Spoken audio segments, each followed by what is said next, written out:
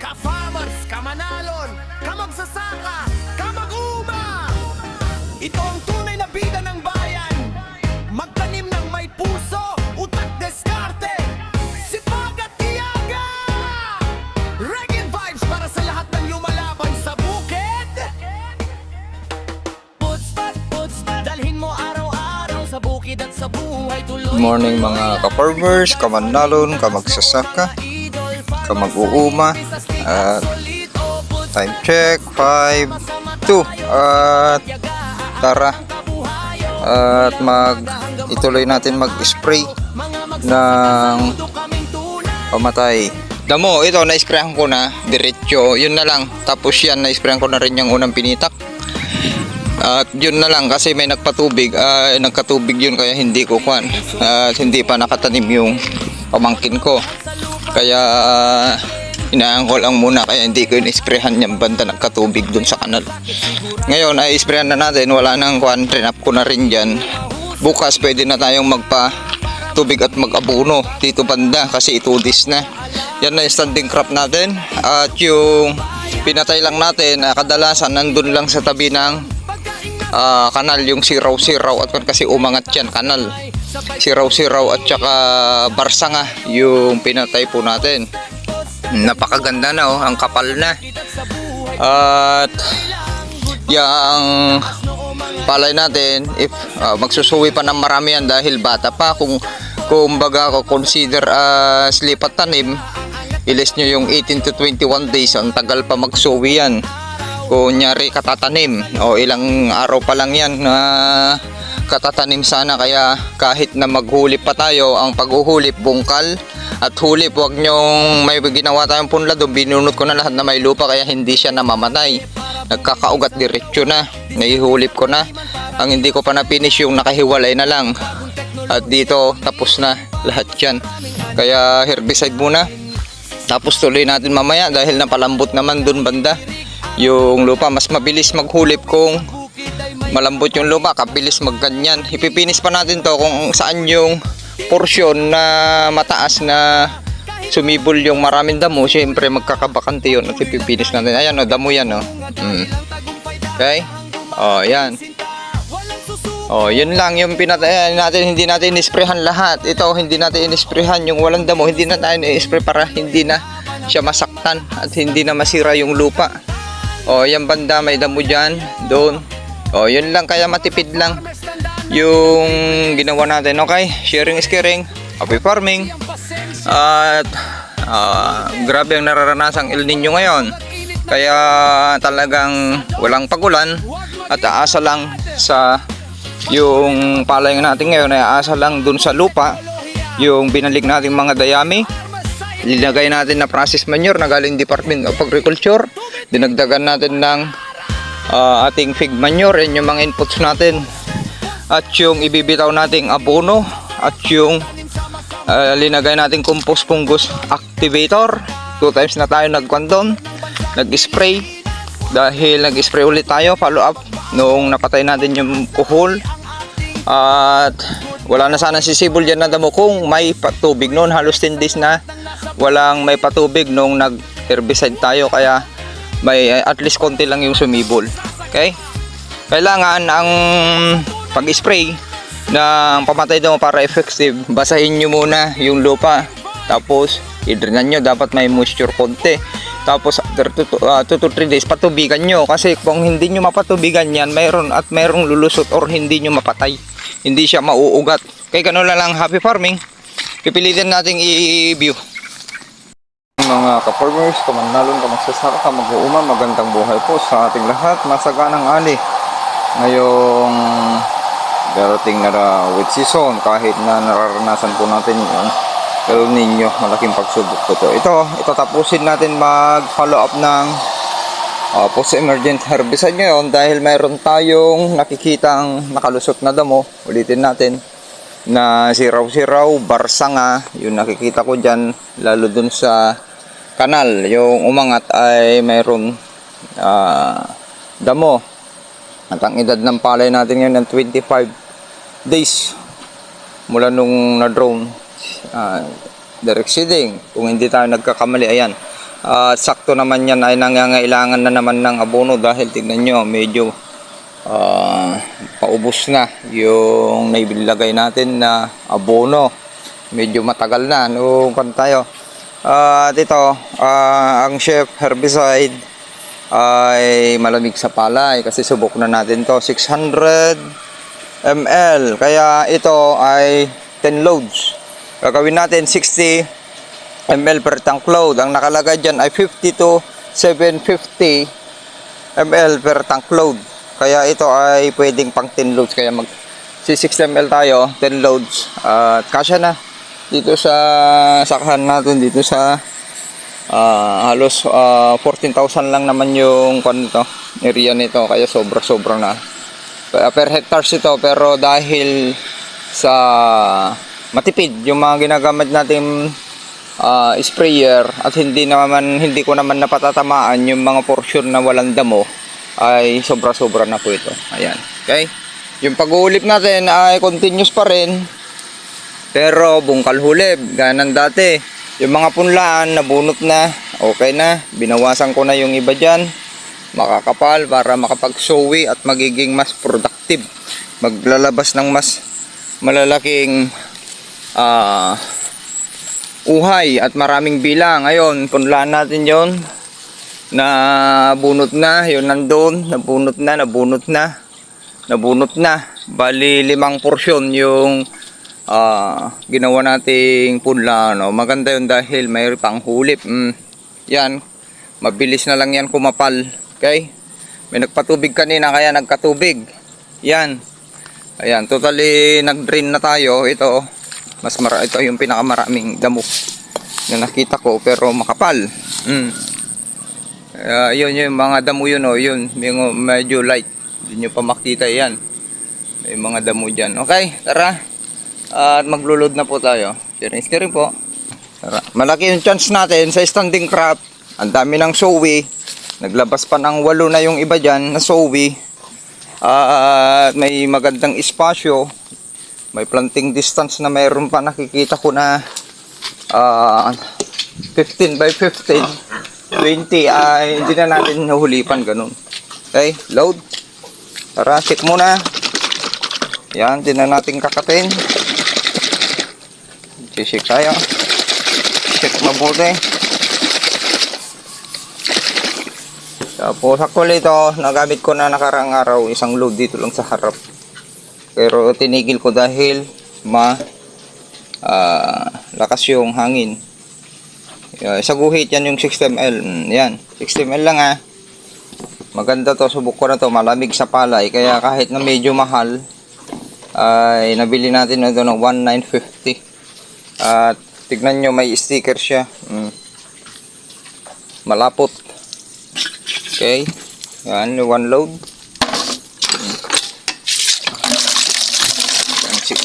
Yan, kulay puti na agad. Okay, 1 load natin. Kakat muna po natin para hindi haba. Yan, punong-puno na.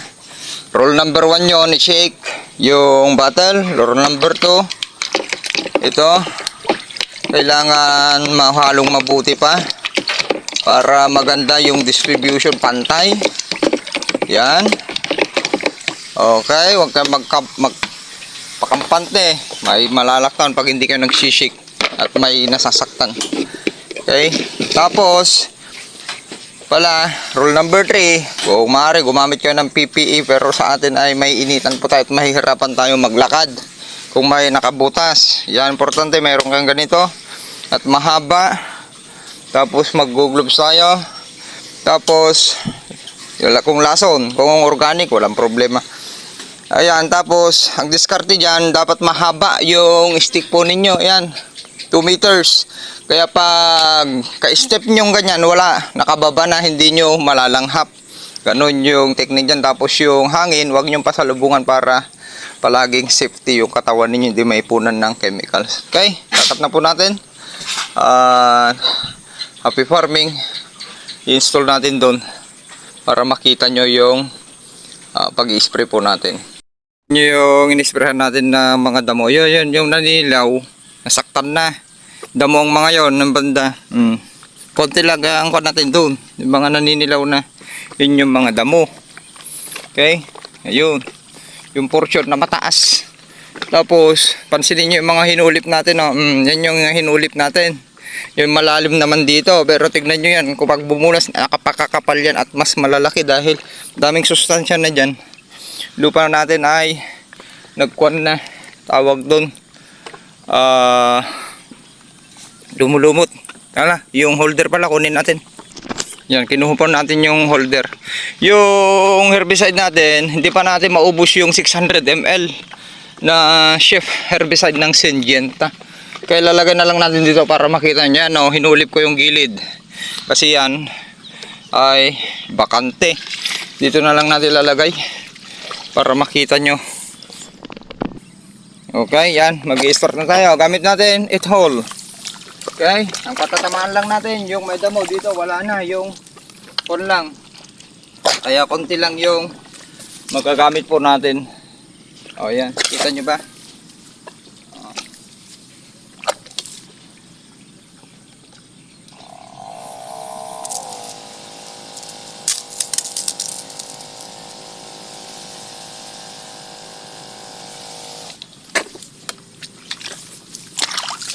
Kita nyo ba? O yan, para makita nyo. Tara, kita tayo dyan. Tapos ko na yung unang pinita. Ito sa isa pangalawa.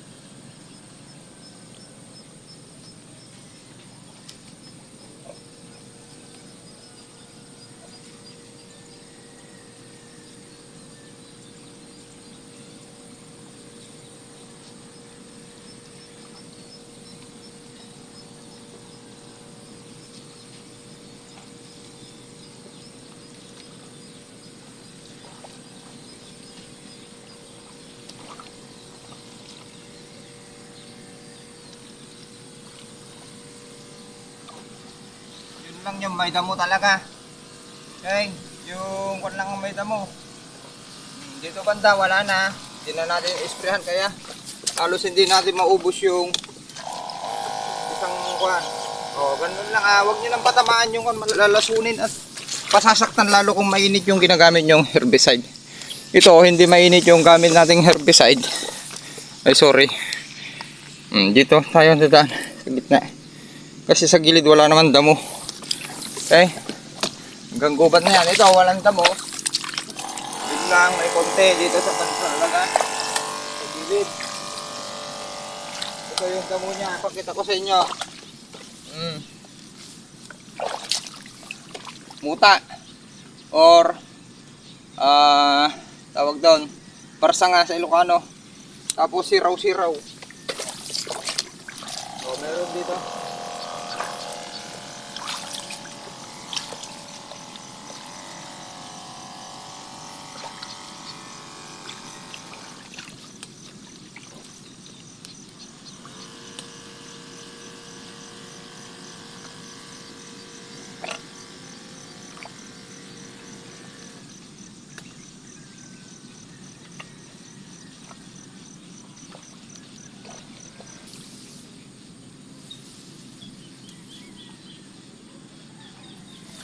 Okay, tapos na.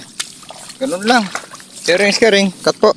Punta yung YouTube channel natin, Agritipid Fails, para masundan nyo yung ating mga ginagawa. Matagal pa tayo magpasuwi. Hanggang kanyan, 45 days yan nagsusuwi ang palay natin. Dahil nga drone direct seeding ng LGU at Di Malig Isabela kasama ang DE Region 2. Papasalamat po tayo sa kanila dahil ang daming blessings. Sharing po. Good morning! Mga farmers yantes, ka-farmers, ka-manalon, ka-magsasaka, ka-mag-uwi!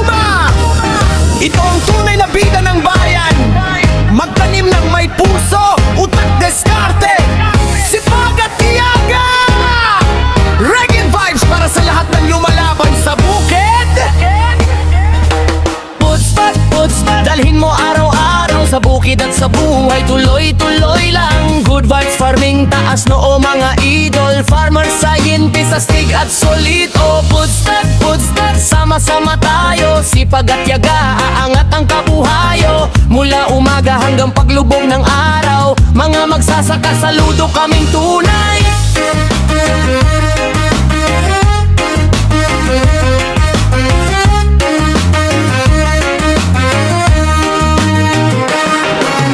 Puso, isa puso ang gawain. Pagmamahal sa lupa di dapat bitin. Bawat pula may pag-asa at pangarap. Kapag may malasakit sigurado nga angat.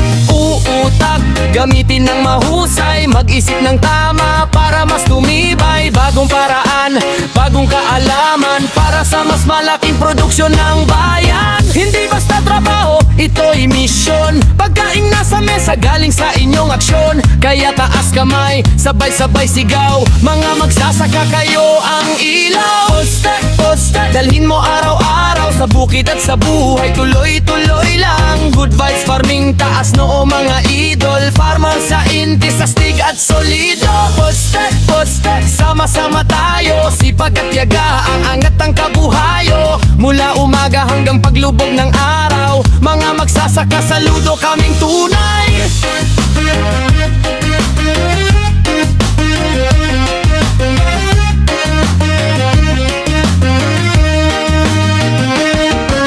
Diskarte para bumilis ang gawa. Diskarte sa taniman para iwas sa berya.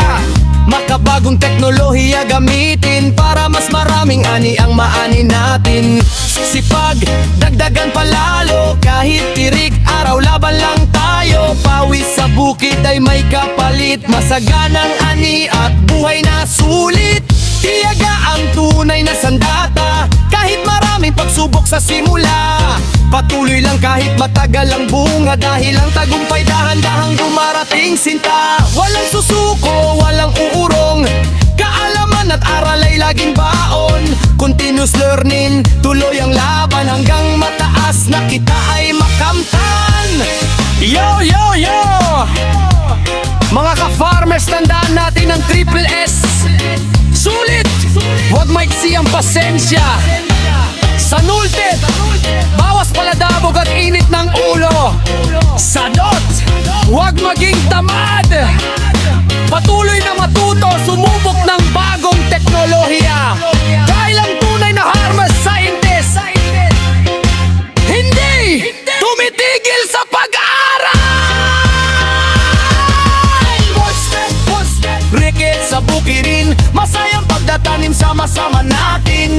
Kamanalon, kamagsasaka, astig na farmer ng bansang Pilipinas. Tuloy ang pagbangon, mataas na ani ang ating tugon. Good morning farmer scientist, respect sa lahat ng nasa bukid.